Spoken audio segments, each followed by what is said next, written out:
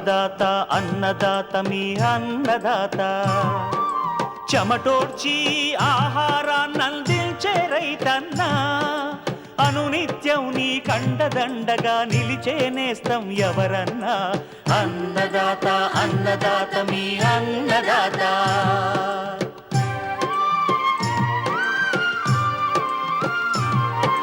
నూతన రీతుల సాగుబడికి నూరింతలు పెరిగే దిగుబడికి సూచనలిచ్చే సస్య రక్షణకు పశు పోషణకి శాస్త్ర విజ్ఞానం అందించి ముందుకు నడిపే తెలుగు రైతు భారతదేశానికి మకుటం అయ్యేలా తీర్చిదిద్దే ఆశయంతో మిమ్ము మేలు కొలిపేది అన్నదాత అన్నదాత అన్నదాత మీ అన్నదాత అన్నదాత అన్నదాత మీ అన్నదాత. అన్నదాత ప్రేక్షకులకు నమస్కారం. ఈనాటి ముఖ్యాంశాలు: అధిక దిగుబడుల కోసం మామిడి తోటల్లో రైతులు తీసుకోవాల్సిన జాగ్రత్తలు, వేసవికి ముందుగా కోళ్ల పెంపకంలో తీసుకోవాల్సిన జాగ్రత్తలు, యాసంగి వరిలో మొగి పురుగు, ఉల్లికోడు, సుడిదోమ సమగ్ర నివారణ, ఇంకా జై కిసాన్ వ్యవసాయ సమాచారం.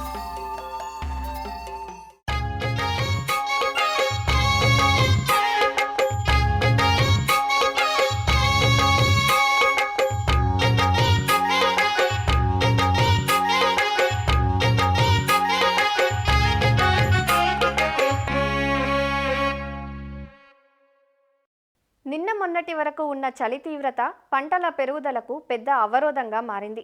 కానీ ఇప్పుడు క్రమంగా ఉష్ణోగ్రతలు పెరుగుతుండటం పంటలు చీడపీడల బారిన పడటానికి పరోక్షంగా కారణమవుతోంది. తెలంగాణ జిల్లాల్లో యాసంగి వరి ప్రస్తుతం పిలక దశ నుంచి దుబ్బు దశ వరకు ఉంది. యాసంగి వరి పైరుకు ప్రధాన సమస్య మొగి పురుగు. ఈ పురుగుతో పాటు ప్రస్తుత వరి పైరులో ఉల్లికోడు, సుడిదోమ కూడా కనిపిస్తుందంటున్నారు రైతులు. వీటిని గుర్తించిన వెంటనే నివారణ చర్యలు తీసుకున్నప్పుడు మాత్రమే యాసంగి వరి పైరు నుంచి ఆశించిన దిగుబడులు పొందగలం. యాసంగి వరిలో మొగి పురుగు, ఉల్లికోడు, సుడిదోమ లక్షణాలు, నివారణకు పాటించాల్సిన చర్యల గురించి తెలియజేస్తున్నారు ప్రొఫెసర్ జయశంకర్, తెలంగాణ రాష్ట్ర వ్యవసాయ విశ్వవిద్యాలయం వరంగల్ ప్రాంతీయ వ్యవసాయ పరిశోధనా స్థానం శాస్త్రవేత్త డాక్టర్ ఆర్ శ్రవణ్ కుమార్. వరి పంట మనకి ప్రస్తుతము పిలక దశలో, కొన్ని చోట్ల దుబ్బు చేసే దశలో ఉంది. ఆలస్యంగా నాటు వేసుకున్న దగ్గర ఇంకా మనకి ఎస్టాబ్లిష్మెంట్ దశలో మనకి గమనించడం అనేది జరిగింది. చాలామంది మనకి పొలాల్లో మనకి మొగి పురుగు అనేది ఆశించినట్లుగా మనం గమనించడం జరిగింది. దీని యొక్క నష్టము వాటి గురించి మనం చూసినట్లయితే పిలక దశలో ఈ పురుగు ఆశించినట్లయితే మొవ్వు అనేది చనిపోవడం మనం చూడవచ్చు. అట్లాగే మనకి చురుపొట్ట దశలో కానీ మనకి అంకురం ఏర్పడే దశలో చూసినట్లయితే మనకి తెల్ల కంకులు ఏర్పడతాయి. గింజలు మొత్తం కూడా మనకి దీంట్లో తాలు గింజలుగా అయిపోతాయి, ముఖ్యంగా ఈ యొక్క మొగి పురుగు వలన. వీటితో పాటు మనకి ఈ యొక్క పురుగు పెట్టిన గుడ్ల సముదాయాలు కానీ, ఎగురుతుండే రెక్కల పురుగులు కూడా, వీటిని చూసి కూడా మనం మొగి పురుగు ఆశించినట్లుగా మనం చెప్పవచ్చు. ముఖ్యంగా తల్లి రెక్కల పురుగులు ముదురు గోధుమ రంగులో కానీ, ఎండుగడ్డి రంగులో కానీ, పసుపు రంగులో కానీ ఉంటాయి. ముందు రెక్కలపై నల్లటి మచ్చను కలిగి ఉంటాయి. ఇవి మనకి ఆకుల కొనల మీద కానీ, కాండం మీద కానీ సముదాయాలుగా ముద్దల వలె మనకి గుడ్లను పెట్టడం జరుగుతుంది. వాటి మీద వెంట్రుకలు పెట్టి కప్పివేయడం, ఆ విధంగా గుడ్లను అవి రక్షించుకుంటాయి. వాటి నుంచి లార్వా పురుగు మనకి బయటకు రావడం జరుగుతుంది. ఆ లార్వా పురుగు మొదట తెలుపు రంగులో ఉంటుంది, తర్వాత నారింజ రంగులో తలను కలిగి ఉంటుంది. ఇది మనకి డ్యామేజ్ అనేది చేయడం జరుగుతుంది. ఎలాంటి కారణాల వల్ల ఈ యొక్క మొగి పురుగు ఎక్కువగా వస్తుందని చూసినట్లయితే ముఖ్యంగా నాట్లు ఆలస్యమై ముదురు నారు నాటినప్పుడు దానివల్ల మనకి మొగి పురుగు ఎక్కువ వచ్చే అవకాశం ఉంటుంది. అట్లాగే చలి ప్రభావం ఎక్కువగా ఉండటం వల్ల యాసంగిలో మనకి అంటే ముఖ్యంగా రాత్రి ఉష్ణోగ్రతలు తక్కువగా ఉన్నట్లయితే కూడా ఈ యొక్క మొగి పురుగు ఎక్కువగా వస్తుంది. సరిగా పోషక యాజమాన్యం చేయనప్పుడు మొక్కలు కానీ, కాండం కానీ బలహీనంగా ఉన్నట్లయితే ఈ యొక్క మొగి పురుగు అనేది ఎక్కువగా ఆశిస్తుంది. ముఖ్యంగా దీనిలో భాగంగా యాజమాన్య పద్ధతిలో భాగంగా మనం పోషక యాజమాన్యం అనేది సరిగ్గా చేపట్టాలి. ఎకరానికి 3 చొప్పున లింగాకర్ష బుట్టలు పెట్టడం, సోలార్ దీప పెరలు కానీ మనం పెట్టి ఈ యొక్క పురుగు ఉధృతిని మనం గమనించాలి. వారానికి ఒక 25 నుంచి 30 మనకి మగరెక్కల పురుగు గమనించినట్లయితే మనం ఈ యొక్క పురుగు తీవ్రత ఎక్కువగా ఉన్నట్లుగా మనం అనుకొని మనం సస్యరక్షణ చర్యల మీద దృష్టి పెట్టడం మనకి చాలా ముఖ్యము. అట్లాగే ట్రైకోగ్రామా పరాన్నజీవులని నాటిన 20 రోజుల తర్వాత ప్రతి 10 రోజులకు ఒకసారి ఒక 4 కార్డులను మనము పొలంలో విడుదల చేయాలి. ఇవి మనకి జీవ నియంత్రణ ద్వారా మనం మొగి పురుగుని ఈ కంట్రోల్ చేయడం అనేది జరుగుతుంది. అట్లాగే రసాయనిక మందులకు సంబంధించి మనకి నారుమడిలో నారు పీకడానికి ఒక వారం రోజుల ముందు ఒక 800 గ్రాముల కార్బోఫ్యూరాన్ 3G గుళికలను 2 గుంటల నారుమడిలో చల్లుకోవాలి. అట్లాగే పిలక దశలో మనం చూసినట్లయితే కార్బోఫ్యూరాన్ 3G గుళికలు ఎకరానికి 10 కిలోలు కానీ, కార్టాప్ హైడ్రోక్లోరైడ్ గుళికలు ఎకరానికి 8 కిలోలు కానీ, క్లోరంటన్ ఎలిప్రోల్ గుళికలు ఎకరానికి 4 కిలోల చొప్పున పిలక దశలో మనము పొలంలో చల్లుకున్నట్లయితే ఈ యొక్క మొగి పురుగును మనము నివారించవచ్చు. అట్లాగే మనకు తర్వాత తెల్ల కంకులు మనకు రాకుండా ఉండాలంటే ఒకవేళ పిలక దశ దాటిన తర్వాత రెక్కల పురుగులు ఎగురుతూ మనము పొలంలో గమనించినట్లయితే క్లోరంటన్ ఎలిప్రోల్ అయితే ఎకరానికి 60 మిల్లీలీటర్లు లేదా కార్టాప్ హైడ్రోక్లోరైడ్ మందు ఎకరానికి 400 గ్రాములు 200 లీటర్ల నీటిలో కలుపుకొని పిచికారి చేసుకున్నట్లయితే తెల్ల కంకుల వల్ల నష్టం కాకుండా మనం కాపాడుకోవచ్చు. అట్లాగే ఇక్కడ ఒకటి గమనించాల్సింది ఏంటంటే మనకి తెల్ల కంకులు ఏర్పడిన తర్వాత మనం ఎలాంటి రసాయనిక మందులు పిచికారి చేసినా లాభం ఉండదు. కాబట్టి మనం అంకురం నుంచి చిరుపొట్ట దశలోనే ఈ యొక్క మొగిపురు యొక్క ఆనవాళ్ళు గమనించి మనకి మొగిపురు సంబంధించిన రసాయనిక మందులు పిచికారీ చేసుకుంటే మనకి ఫలితం ఉంటుంది. అట్లాగే ఈ మధ్య కాలంలో కొన్ని చోట్ల మనకి ఉల్లికోడు కూడా మనము గమనించడం జరుగుతుంది. ఈ మధ్య కాలంలో వర్షాలు మనకి ఎక్కువగా పడడం, భూగర్భ జలాలు మనకి మంచిగా ఉండడం వల్ల ఈ యొక్క వరి విస్తీర్ణం అనేది పెరగడం, 2 సీజన్లలో మనకి వానకాలం అట్లాగే యాసంగి 2 సీజన్లో కూడా వరి పంటను అధిక విస్తీర్ణంలో సాగు చేయడం వల్ల ఈ యొక్క పురుగుకు కావాల్సిన పిలక దశ అనేది సంవత్సరం పొడుగుతా అందుబాటులో ఉండటం వల్ల మనకి ఈ యొక్క ఉల్లికోడును కూడా మనం గమనిస్తూ ఉన్నాము. దీనికి పిచికారి మందులు మనకు అంత ఎక్కువగా పనిచేయవు కాబట్టి గుళికల వల్ల దీన్ని నివారించుకోవచ్చు. పిలక దశలో 10 నుంచి 15 రోజుల మధ్యలో ఎకరానికి 10 కిలోల కార్బోఫ్యూరాన్ 3G గుళికలు వేసుకున్నట్లయితే ఈ యొక్క ఉల్లికోడును మనం అరికట్టవచ్చు. అట్లాగే అప్పటికి కూడా మనకి ఉల్లికోడు వస్తుందేమని అనుమానం ఉన్నట్లయితే ఫిప్రోనిల్ అనే మందులు 2.5 మిల్లీలీటర్ లీటర్ నీటికి కలిపి పిచికారి చేసుకోవాలి. ముఖ్యంగా ఈ ఉల్లికోడు అనేది నాట్లు ఆలస్యమైనప్పుడు అట్లాగే తట్టుకోలేని రకాలు సాగు చేసినప్పుడు మనకి ఎక్కువగా ఆశించి నష్టం చేస్తుంది. వీలైనంత వరకు తట్టుకునే రకాలను సాగు చేసుకోవాలి. అట్లాగే నాట్లు ఆలస్యం కాకుండా చూసుకున్నట్లయితే ఈ యొక్క ఉల్లికోడును మనము కొంతవరకు అది మనకి యాసంగి పంటను ఆశించకుండా మనం అరికట్టవచ్చు. అట్లాగే ఈ యాసంగిలో మనకి సుడిదోమ కూడా మనకి వచ్చే అవకాశం ఉంటుంది. ఇది మొక్క మొదలలో నీటి మట్టాన్ని పైభాగా నుండి రసాన్ని పీల్చి మనకి నష్టం కలుగజేస్తుంది. ఇది ఖరీఫ్లో సెప్టెంబర్ నుంచి అక్టోబర్ నవంబర్ నెలలో ఎక్కువగా వస్తుంది. యాసంగిలో అయితే మార్చి నెలలో ఈ సుడిదోమ మనకి వరి పంటను ఆశించి నష్టం చేసే అవకాశం ఉంది. నష్ట లక్షణాలు గమనించినట్లయితే ముఖ్యంగా ముందు లేత పసుపు రంగులోకి పంట మారిపోతుంది. తర్వాత సుడులుగా పంట మొత్తం కూడా ఎండిపోయి మనకి ఎక్కువ నష్టం కలిగే అవకాశం ఉంటుంది. ముఖ్యంగా పంట మొదటి నుంచి చివరి దాకా నీళ్ళు ఎక్కువగా ఉండడం, నత్రజని ఎరువులను ఎక్కువగా వాడడం వల్ల, అట్లా కొన్ని పిచికారి చేయకూడని మందులు ముఖ్యంగా క్లోరోపైరిఫాస్ కానీ, ప్రొఫినోఫాస్ కానీ, సింథటిక్ పైరథ్రాయిడ్ మందులు మనము విచక్షణ రహితంగా పిచికారి చేసినట్లయితే ఈ సుడిదోమ అనేది ఎక్కువగా మనకి రావడం జరుగుతుంది. అట్లాగే దగ్గరగా నాట్లు వేసుకున్నట్లయితే కూడా సుడిదోమ ఎక్కువగా వస్తుంది. దీని నివారణకి ముఖ్యంగా నత్రజని ఎరువులను సిఫారసు చేసిన విధంగా మనం వాడుకోవాలి. ఇష్టం ఉన్నట్టుగా మనము నత్రజని సంబంధించిన ఎరువులను మనం పొలంలో వేయకూడదు. అట్లాగే ప్రతి 2 మీటర్లకి 20 సెంటీమీటర్ల చొప్పున మనకి కాలిబాటలు తీసినట్లయితే కూడా కొంతవరకు సుడిదోమ అనేది తక్కువ వస్తుంది. అడపదడప నీళ్లు తీస్తూ పెడుతున్నట్లయితే కూడా ఈ యొక్క సుడిదోమ తీవ్రత అనేది తగ్గుతుంది. దీని నివారణకి రాసాయనిక మందుల్లో ముఖ్యంగా ఎసిఫేట్ ప్లస్ ఇమిడాక్లోపిడ్ మందు 1.5 గ్రామ్ లీటర్ నీటికి లేదా బిప్రోఫెజిన్ అనే మందు 1.6 మిల్లీలీటర్ లీటర్ నీటికి కలిపి పిచికారి చేసుకోవాలి. తీవ్రత ఎక్కువగా ఉన్నట్లయితే డైనోటిఫ్రాన్ అనే మందు 0.4 గ్రాములు, పైమెట్రోజిన్ అనే మందు 0.6 గ్రాములు లీటర్ నీటికి కలిపి మనకి మొదలు మంచిగా తడిచేటట్టుగా పిచికారి చేసుకున్నట్లయితే ఈ యొక్క సుడిదోమను మనం సమర్థవంతంగా అరికట్టవచ్చు.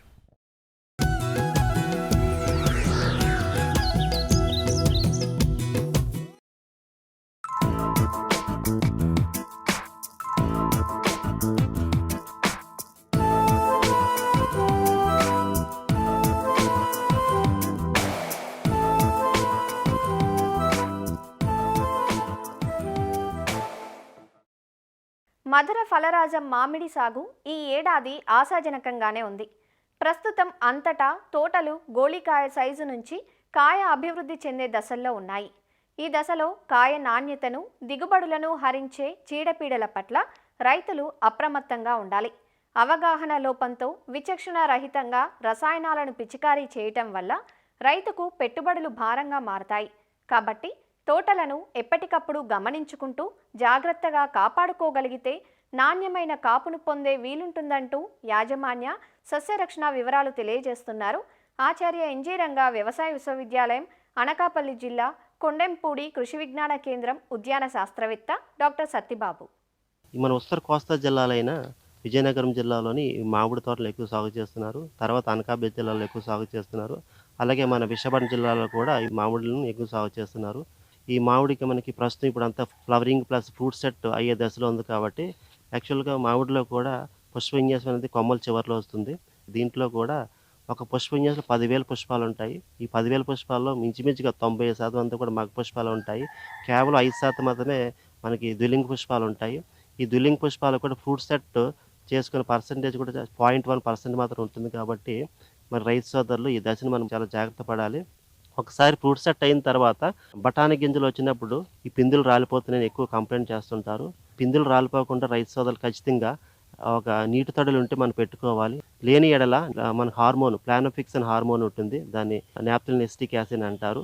1 ml 4.5 లీటర్ నీటిలో కలిపి పిచికారీ చేసుకున్నట్టయితే మనకి పిందులు రాలకుండా మనం కాపాడుకోవచ్చు.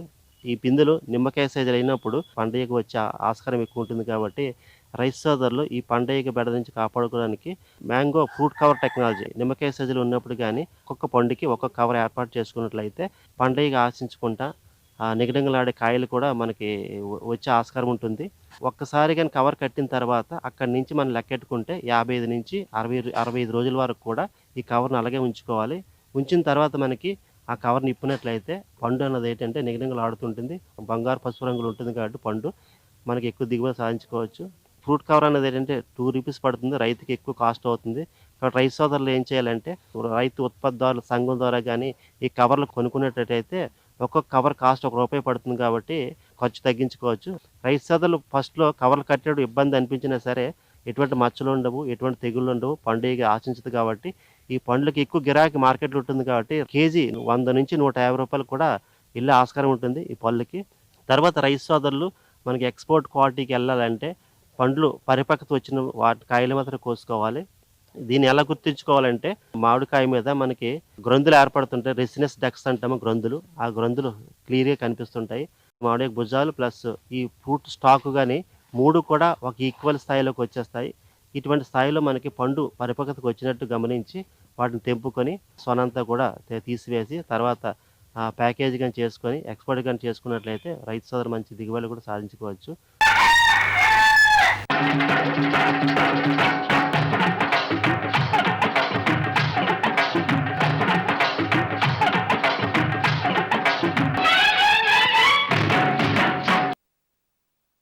రాబోయేది వేసవి కాలం. వేసవిలో ఉష్ణోగ్రతలు ఎక్కువగా ఉండటం వల్ల కోళ్లు ఒత్తిడికి లోనై అనేక రకాల వ్యాధులకు గురవుతాయి. ఎక్కువగా కొక్కెర తెగులు, కోళ్ల జలుబు, మసూచి, తెల్లపారుడు వంటి వ్యాధులు సోకి ఒక్కోసారి మరణాలకు కూడా దారితీస్తాయి. వ్యాధుల వల్ల మాంసం ధర పలకక గ్రుడ్ల నాణ్యత తగ్గి రైతు ఆర్థికంగా నష్టపోయే ప్రమాదం ఉంటుంది. కాబట్టి చికిత్స కన్నా నివారణ మేలని గమనించి రైతులు ముందు నుంచే జాగ్రత్తలు వహించాలి. వేసవి కాలంలో వ్యాధుల పాలిట పడకుండా కోళ్ల ఫారాల్లో తీసుకోవాల్సిన ముందు జాగ్రత్తల గురించి ఈనాటి కార్యక్రమంలో తెలుసుకుందాం.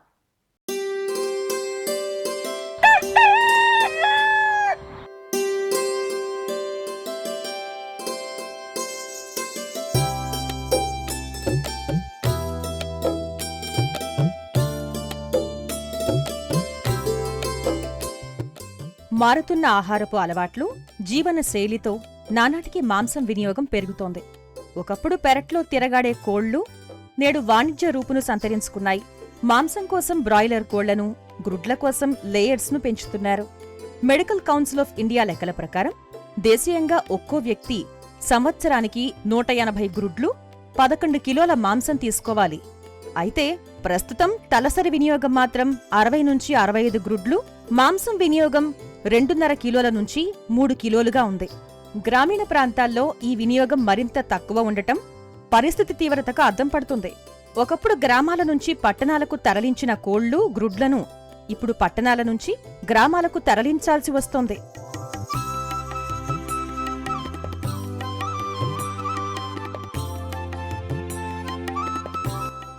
రానున్న వేసవికాలం కోళ్లకు గడ్డుకాలం.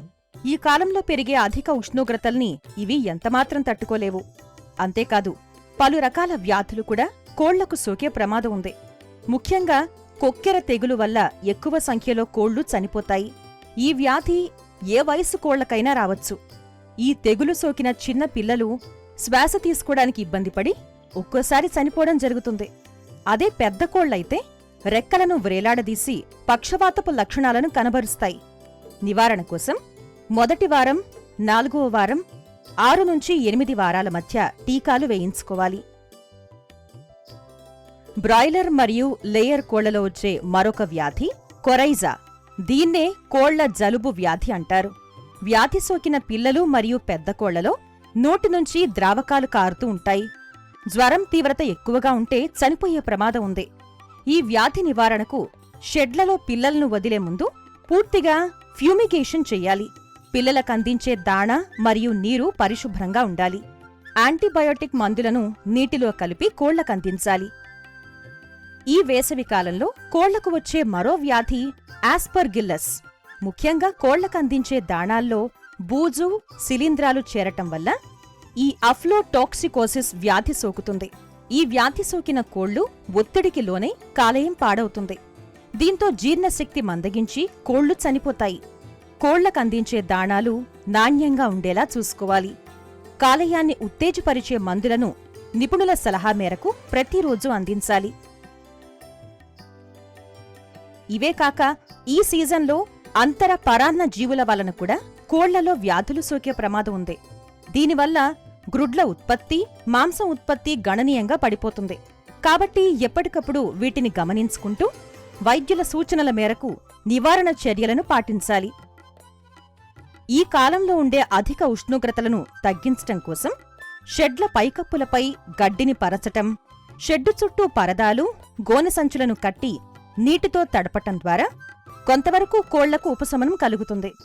అందించే దాణాల్లో కూడా తగు మార్పులు చేసుకుంటే వీటి పెరుగుదల బాగుండి పరిశ్రమ లాభదాయకంగా ఉంటుంది.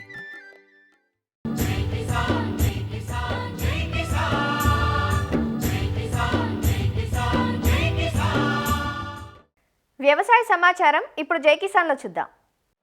100 ఎకరాల భూమి ఉన్నా, సాగుకు పుష్కల నీరు అందుతున్నా సకాలంలో నాణ్యమైన విత్తనం ఉత్పత్తి కాని పరిస్థితి చిన్నపవని క్షేత్రానిది. దీంతో స్థానిక రైతులు తీవ్ర ఆవేదన చెందుతున్నారు. నెల్లూరు జిల్లా లింగసముద్రం మండలం చిన్నపవనిలో గత కొన్నేళ్ల క్రితం ఈ క్షేత్రం ఏర్పాటైంది. నెల్లూరు, ప్రకాశం జిల్లాల సరిహద్దులో 500 ఎకరాలు ఈ క్షేత్రానికి కేటాయించారు. రాళ్లపాడు జలాశయం నుంచి నీటిపారుదల అయ్యేలా అప్పట్లోనే ప్రత్యేకమైన ఇరిగేషన్ కాలువలు ఏర్పాటు చేశారు. ఇన్ని వసతులున్నప్పటికీ పూర్తిస్థాయిలో నిధులు కేటాయింపు లేకపోవడంతో క్షేత్రం నిరుపయోగంగా మారిందంటూ రైతులు ఆరోపిస్తున్నారు.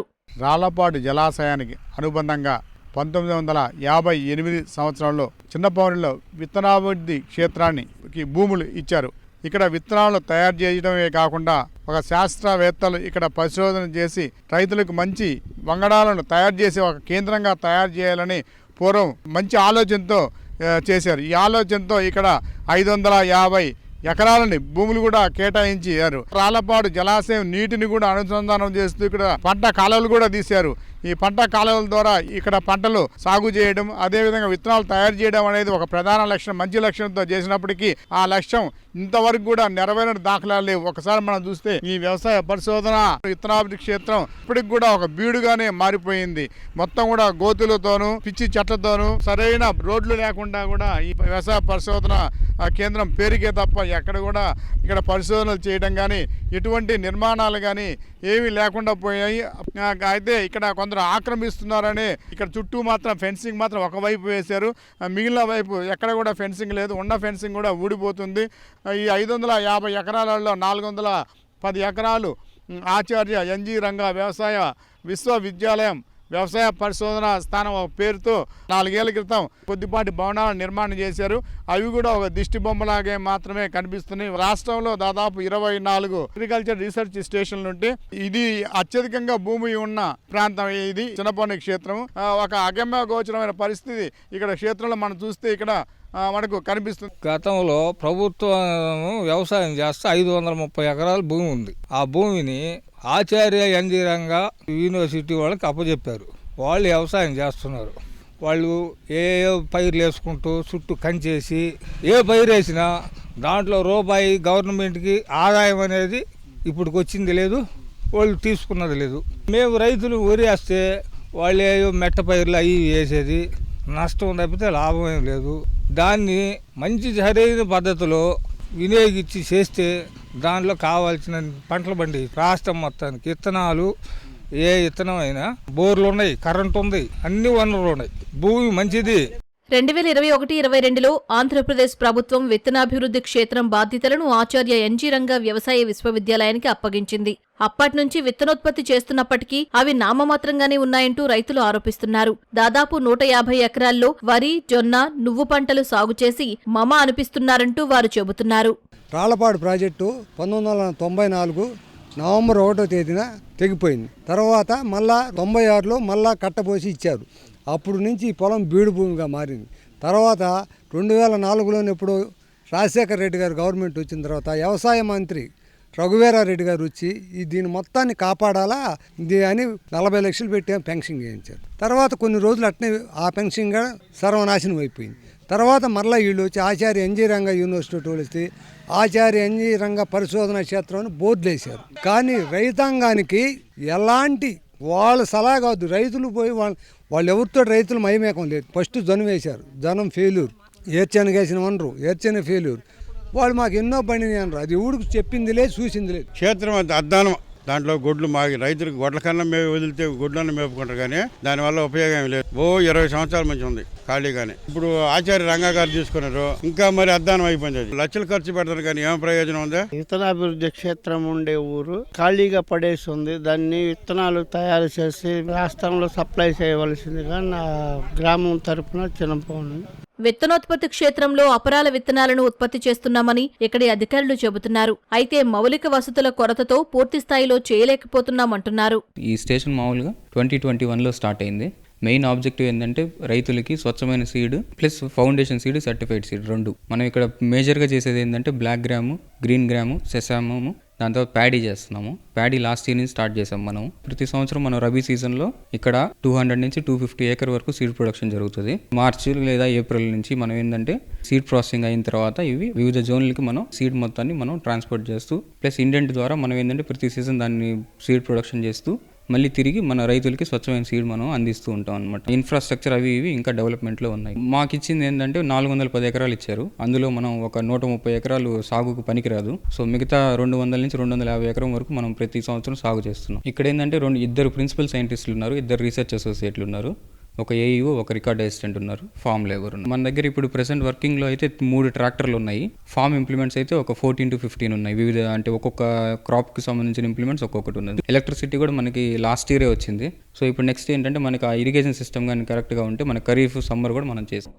చిన్నపవని విత్తనాభివృద్ధి క్షేత్రంలో అభివృద్ధి పనులు త్వరితగతిన చేపడితే ఆంధ్రప్రదేశ్ రాష్ట్రంలో రైతులకు విరివిగా విత్తనాలు అందించే అవకాశం ఉంటుందంటూ ఇక్కడి రైతులు తమ అభిప్రాయం వ్యక్తం చేస్తున్నారు. మరిన్ని విభిన్న అంశాలతో రేపటి అన్నదాతలో మళ్ళీ కలుసుకుందాం. నమస్కారం. అన్నదాతలు తమ సందేహాలు, సమస్యలను 1800-425-4085 టోల్ ఫ్రీ నెంబర్లో ఉదయం 10 గంటల నుంచి 11 గంటల మధ్య పని దినాలలో సంప్రదించగలరు. ఈ కార్యక్రమాన్ని యూట్యూబ్లో www.youtube.com/annadaata ETV లింక్ ద్వారా వీక్షించవచ్చు.